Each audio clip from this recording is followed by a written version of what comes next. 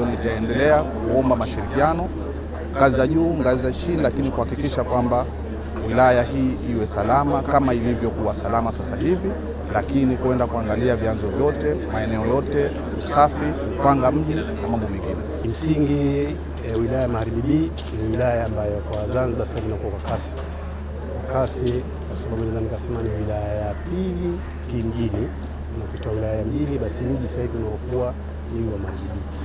Kwa hiyo ni kweli changamoto ziko nyingi na pia mafanikio yapo mengi.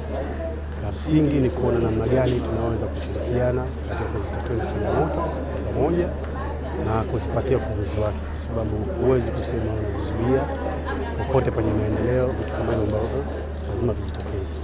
Kwa hiyo kauli yangu kubwa ni mashirikiano. Wilaya Chake Chake ni wilaya ambayo naahidi kuifanyia kazi kwa kushirikiana na jamii pamoja na wenzangu ili kuweza kuhakikisha kwamba wilaya Chake iko katika mikono salama na kwa hakika kupania yale maendeleo ambayo Mheshimiwa Rais ameyaleta au anaendelea kuyaleta.